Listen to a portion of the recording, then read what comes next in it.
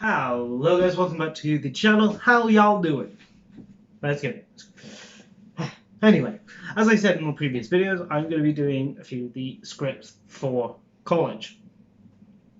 Now, what differs from this is that this is not set pieces, right? We're not given these. These were of our own choice, our own free will, as you would say. Which means that this has a lot of well, basically, this is a lot of my fucking personality in it. Which one, you might be asking? We'll see. We will see. As per usual, I will be saying a little bit about it, then showing you, the actual monologue, and then telling a little bit more. But unlike in the previous ones, obviously, as I say, these ones were your choice. You'd expect, big brains. Hence the reason I'm actually splitting up the information beforehand and afterwards. I want to give you a little bit of the information, just what you need to know. So what's happened beforehand, what's about to happen, then tell you the actual history and the political side of it. Just because I think it'll be, well, it might be slightly more entertaining for you. I don't know. It's slightly more entertaining for me, but we should see. As you may know, the lighting may change. Don't worry about that. All of this is done out of order. All of this ramblings is all out of shot. Like I did all the information beforehand and was like, oh yeah, it was fine. I think that was just with my lamp on without the headlamp, fucking chandelier thing. This thing that moves shit. And I did both the Shakespearean monologues. That's just going to keep shaking. I did both Shakespearean monologues without any light, just from the TV. So, yeah. If that happens, just ignore it. It's fine. Okay, so what I'm going to do first is I'm going to do the Shakespeareans first, as it's just slightly easier to actually get all the information out because it's Shakespeare and it's fucking complicated. So, the first one that you're going to see is from the Scottish play Macbeth. So this is the famous, is this the dagger I see before me? The handle towards my hand. Come, let me clutch thee. This is just before he's about to knife a boy. So what's happened beforehand is he's visited the witches, and they've told him that he is. Oh, by the way, it's gonna be fucking simplified to shit, with not very technical wording. For that, I would have actually needed to write a script, like a full script, like 6-7 pages. I get really into it. Anyway. So he's just seen the witches and he's gone, yo, Macbeth, my boy, you Gucci, yeah, you gonna be king. He'd be like, but I can't be king. Then that be, Malcolm and Duncan's thing?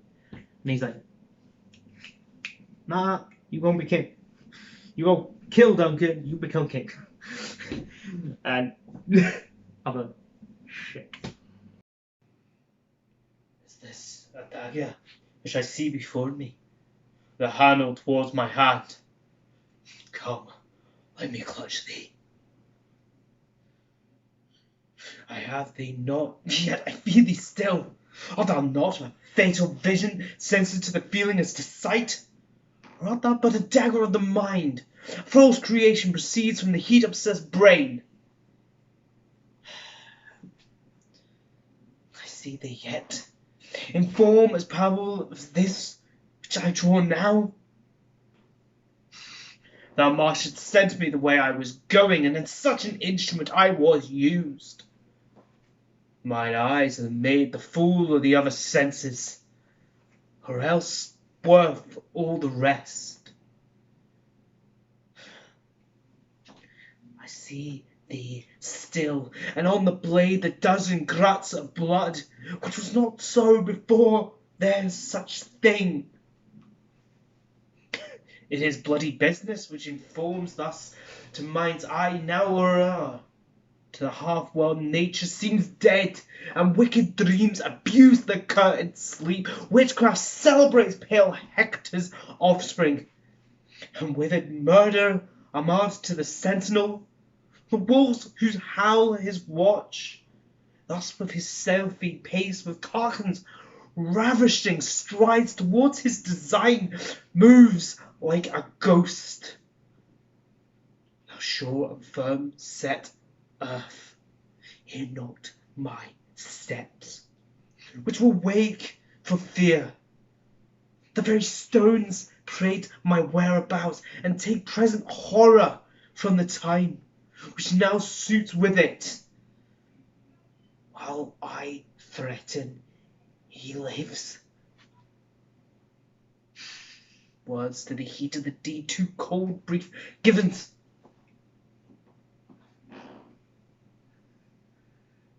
I go, and it is done. The bell invites me. Hear not it, Duncan, for it is a cure that summons thee to heaven. What to hell? I don't crucify me, because I generally don't know where the accent was. My accent changes throughout it. So that monologue I actually did for, it must have been back in 2017, 2018 for my Aberdeen College course. And in that I was pushing a Glaswegian, and so it was like, a sort of dagger I see before me, handled towards my hand. Come, let me clutch thee. You know, sounding like a fucking Ned who had to stab you in the street. But obviously over the last couple of years I've somewhat developed it, and I found this happy little medium. So that, is this a dagger I see before me? This handle towards my hand. Come, let me clutch thee. I have thee not, yet I see thee still. So it's this sort of like deep. It's still Scottish, but it's not, hey, I'm gonna fucking stab you if you want that. So that sort of shit. So basically, yeah, this is all about him about to kill a man. This boy about to kill a man. And I can't remember exactly, but this falls into either it is just before this speech or just afterwards, is Lady Macbeth's speech, which is another fantastic speech. And it's basically she's talking to the cold emotions of death. And there's brilliant line how it, spirits come in and unsex me. Basically just saying that she wants to not be a woman and be a man, because men are cold and calculated and can kill without a second thought. Don't know if she's right, but we'll see. But yeah, it's a really good thing. And basically he kills a man and becomes king, but then is then haunted with the ghosts and the guilt of the past. And then it's been a while since I've actually read the play fully, but I think he then offs himself. I don't know why I did this. These weren't invented yet, but he basically offs himself with all the guilt. However, that is the Shakespeare version. In all truth, Macbeth did become king. He was a real guy. He was from my neck of the woods, up north. Yeah. He did end up becoming king during the middle bit. He held the crown for about, I can never remember if it's 12 or 15 years, but not through murder. He was literally just the president. He held the crown, held the throne. Was I don't know how best to describe it. Basically, when when a monarch dies, but their child is not old enough to rule, they have a regent come in. This regent then rules until the child comes to a certain age, or the regent plus council believe that they are fit to rule. Now, this normally falls around about 13 to 16. However, in some cases, this has gone up until the into their mid-20s. The regent has held the throne. And it's not a negative thing. It's not like they lock them in a tower and hope for them to die. They are usually friend, relative, so like the child's uncle or the uncle to the monarch, so the great uncle, stuff like this, and has often been known to follow, like, especially within English history, it's normally been the Earl of, I was going to say Wick, it's not Wick, Warwick. So it's the Duke or Earl of Warwick. Basically, the holder of the title of Warwick has often also been known as kingmakers. And that family held it for quite a while, and is the reasoning for the War of the Roses. Yeah, that didn't really help out very well. Anyway, it's a good play, love Macbeth, but it is overused, especially within Scotland, because obviously it is Scottish. But the history of it, the legitimate, real history of it, is fantastic. I love it, and mainly, of course I do, because Scottish, and I love my history. So, yeah. So the second Shakespeare monologue is Henry of Richmond, or Henry the Seventh. Yep. Yeah, Henry the Seventh. From Richard III. So Henry the Seventh is, well, basically he has no legal right to the throne. Nobody knows why he's actually fighting for the throne, but he's fighting for the throne. Basically, he was told by his mum that, no, you're the legitimate king, so go become the legitimate king. But there was no saying that he was legitimate king and should have taken over from Edward or Henry the Sixth. It's very muddied, but basically, this is the monologue where he's just about to go fight. So there's not a lot that really circles around him, in particular. Okay, time to arm and give direction. More than I have said, my loving countrymen, the leisure and enforcement of the time forbids me to dwell upon. Yet remember this: God and our good cause fight upon our sides. The prayers of holy saints and wronged souls, like high-reared bulwarks, stand before our faces. Richard except. Those whom we fight against would rather us win than they he follow. For what is it they follow? A bloody tyrant and a homicide. One raised in blood and blood established. One that made means to come by what he hath, and slaughtered those who meant to serve him. Absurd. The spoil sown, made precious by the folly of England's chair, which he is falsely set.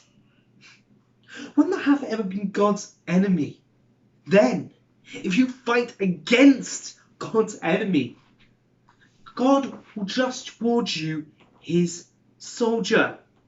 If you do sweat to put the tyrant down, then you sleep well knowing that the tyrant is slain. If you do fight against your enemy, your country's foes, and your country's fat shall pay your pains the higher. If you do fight to safeguard your wives will welcome home the conqueror. If you do fight to free your children from the sword, then your children's children will quit you in your age. Then, in the name of God and all that is right, advance your standards and draw your willing swords. For me, the ransom of my bold attempt shall be the cold corpse on the earth's cold face. But if I thrive and gain my intent, the least of you shall share in his part therefore. Sound the drum and trumpets, bold and cheerfully. God and St. George for Richmond and victory. He doesn't actually show up until, well, one of his bigger chunk of speeches is not actually in there till like the fifth act. There's a lot of acts in Richard III. They're small, but there's a lot of them. So he doesn't actually turn up until like 3/4 of the way through the play. Not so much 3/4, like halfway through the play. And that is when he's meeting with the Earl of Oxford. I can never remember titles. I think it's the Earl of Oxford, who is on his side to overthrow the current king, Richard III. And basically, the last big chunk he does is actually in the fifth scene of that act. So it's not it's a big role, but it's one of those ones that's it's not the center of it. So that one I actually am doing. The Macbeth one I'm not doing that one. I'm doing the Richmond one, and as such I know it a little bit more and I know how to some of the way I'm playing it.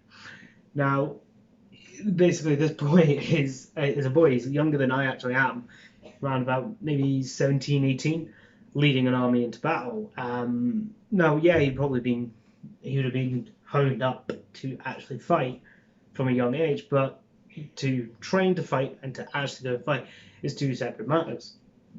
So when I first played this, I actually played it quite nervous and jumpy, and trying to actually get his point across.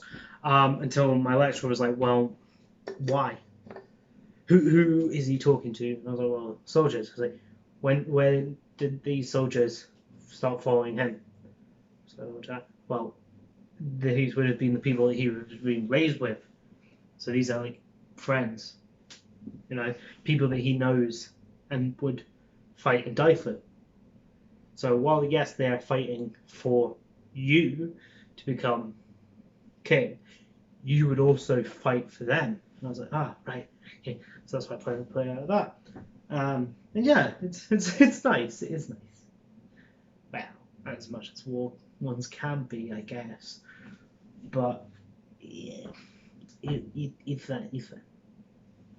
But obviously, he ends up winning the war, dethroning Richard III, and this is where we get a horse, my kingdom for a horse, which is another big famous quote from it.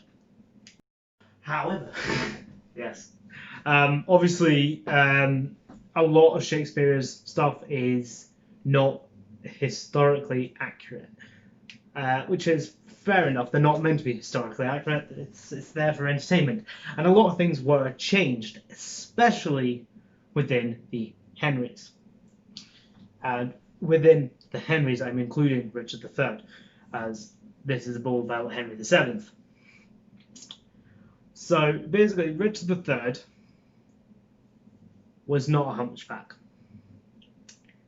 He wasn't a bad guy. He didn't kill his nephews. He did, however, lock them in a tower, but not as in a bad way. Basically, after Edward passed, basically because he went swimming and gave himself fucking a lung thing where half his lungs were full of liquid, and he was basically choking in his like mid-30s. So he wasn't that old, but his children also were not that old. So Richard III, or Richard of Gloucester, as he would have been, the Earl of Gloucester, came in as this regent. Now, there seems here's what I'm getting at. I seem to have picked the two plays which falter around a guy forcibly seizing the throne, when in history they're actually just the regents doing their job. Anyway, Richard III took power as king and was crowned King of England, and then did have a war against Henry of Richmond, or who would then become Henry VII. He didn't have a hunchback, and he didn't. He when he died, he didn't cry out those final lines. No one actually knows, historically, at least, who actually killed him. Now, there is disputes that it was Henry that killed him, but there's also disputes that it was a general on his own side. Both are theories that could have happened, because Henry VII, or the Tudors, did have allies within what was at the time the English court. So, but in the play, it's Henry that kills him, which we don't know. But what we do know is that he wasn't a bad person, as they actually examined his body, found no signs of hunchbackity, and historically there was no actual viewing that he did end up killing his nephews, because they dredged the moat that would have been around the Tower of London, and they found a lot of bodies, but none of them that would have matched to who we would know to be Edwards or Edmund. I cannot remember the two kids' names. Huh. I know. I think one of them was Edward. The other one might be an Edmund. I can't. Oh no, wait. Actually, that might be King Lear. Anyway, there's a lot of Edwards and Edmunds in Shakespeare. There's a lot of them in English history together. But no, that was one that I actually chose because it's fun. It's fun. It's different. And finally, we move on to the contemporary. Now, I was going to show you the two contemporary I've been playing with, but honestly, I don't. Unlike Macbeth, which is one that I possibly will do at some point, I don't think I'll ever actually do this contemporary piece, because it's not one that I actually enjoyed doing. I chose it because I thought it was funny and was a contrast to what I'd already chosen.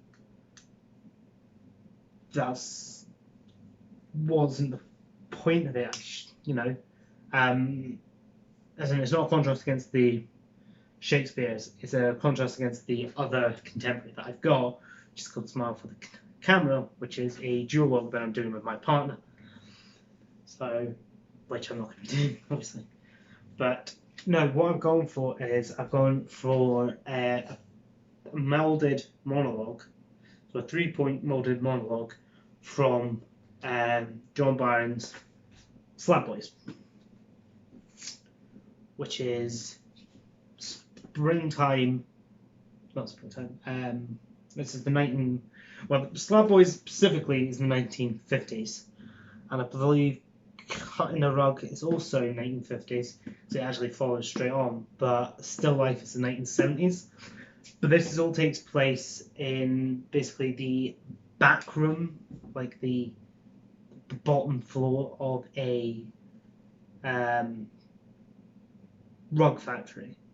So back in the 1950s, linoleum and rugs were made by hand. They were dyed by hand.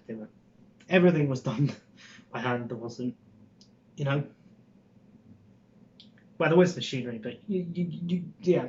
basically, and you follow the life of Slab Boys. Phil Spanky, yes, you heard that right, Spanky. I can never actually remember what his legit name is. George, that's it.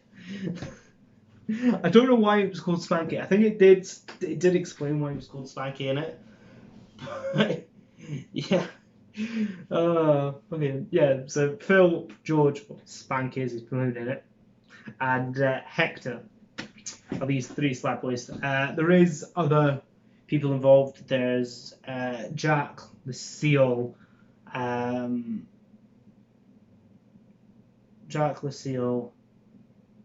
Sadie.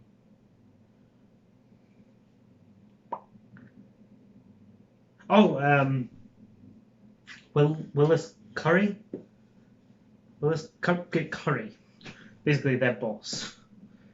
And that's what this actual one is about. It's Phil, the character I'm playing, speaking out against Curry. Hey, wait a minute. What am I doing here? Wingate. Snipers. You forget something, Curry. I don't work here anymore. Remember? While we're at it, you can drop all the gibbon shite about the jungle. Jimmy Robinson blew the gaff. Only stuff you've ever hacked your way through is a Barthelon's payslip. You fighting the Japs. You couldn't fight your way out of an origami toilet bag. And just what did you give us the boot for? Wasn't it for the cheek I gave you?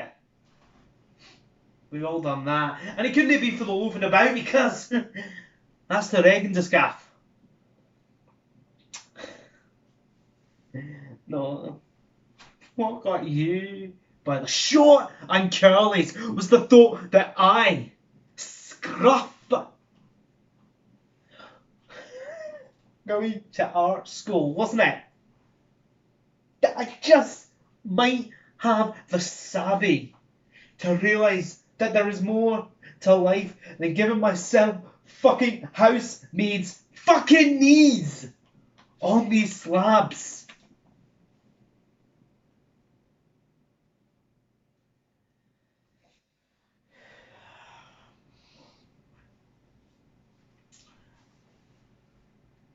I wonder what the governor's got for tea tonight. Plate of chili, fat mince perhaps? Or a shoulder of lamb to cry on. That's filling the leg over the tick and zipping back to fairyland. Find out, eh? Comfort the old duffer. Break the news about scribbling school, the sacking. Oh yes. The old dearest impromptu dip what? Might stop off and round, chuck a bottle bobbly in the boot. To the little tie-cup. Would you mind stuffing that down Quench's throat as you leave, old Pete? That's a good chap. Think I've got everything. Yes, gosh, and all the share. What a balling day. Started off pleasant enough. Once matter of the few days in the country. But fuck me. It ain't gone downhill since then. Fuck me if it ain't. Christ, I've just remembered something.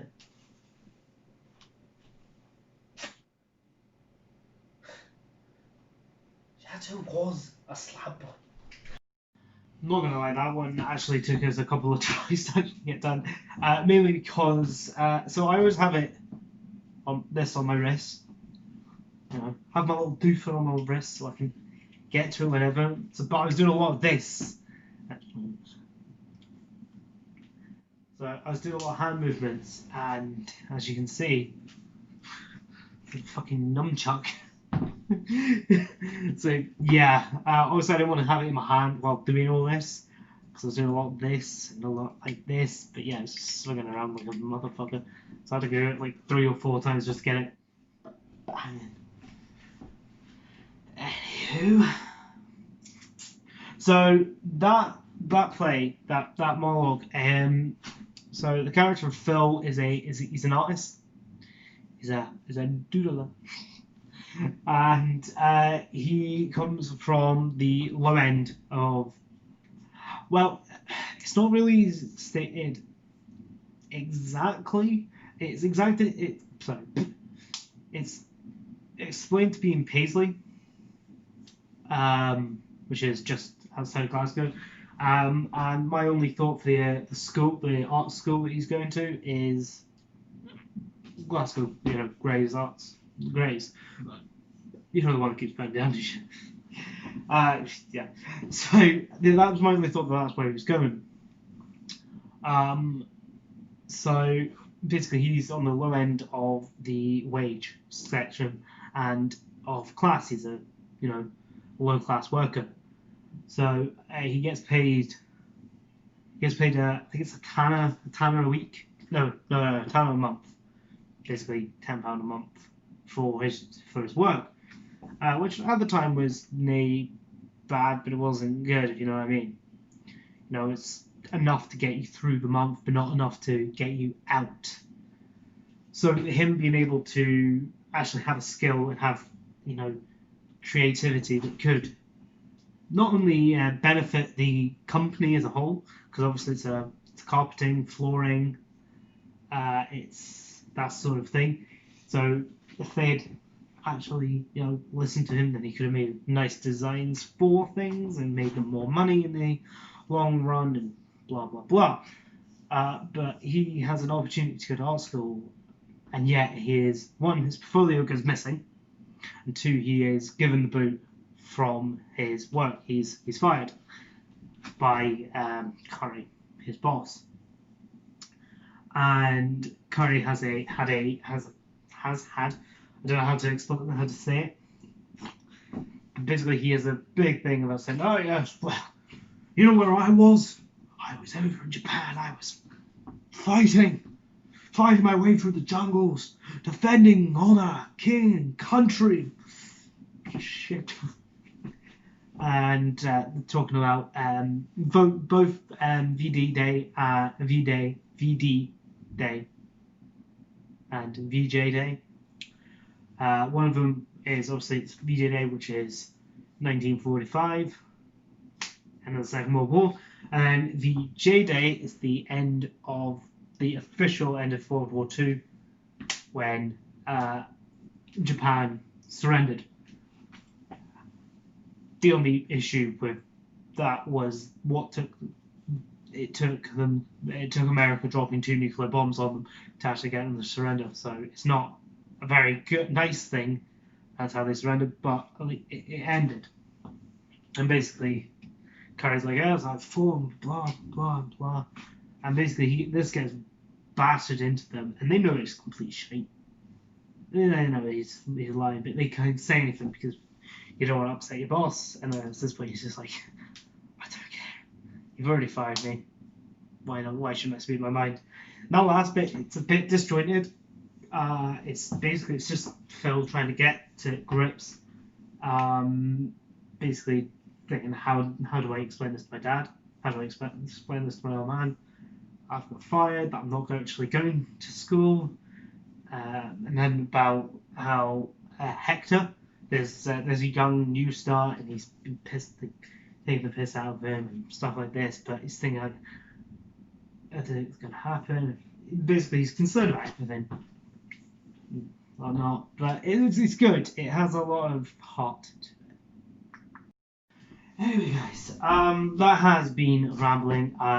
If you don't watch all the way through, then it's fine, because you won't get to this bit and you won't know. But if you have got here, then hey, you made it through. Congratulations! Congratulations! No, but if you have got all the way through and you have enjoyed it, then well done. But if you would be very appreciative if you hit the like button. It shows that you guys are enjoying what I'm doing. The dislike button's there as well. You can press it. No judgment. No judgment whatsoever. No, nothing at all. But yeah, just yeah, it's there. No, but in all fairness, if you guys have enjoyed, then please use the buttons. That's what they're there for. You're probably wondering, why the fuck am I on here? I don't know. I thought it'd be fun. Anyway, if you do hit the like button, then that's appreciated. If you hit the dislike button, that's understandable. However, what is not understandable is for that subscribe button to stay be red. And if it is not red anymore, if it's grey, good. Also remember, hit that bell and you get to stay up to date with everything I do. Anyway, hope you guys all enjoyed. I'll see you all later. I've been Paddy, you've been you. I'll see you next time. Bye now.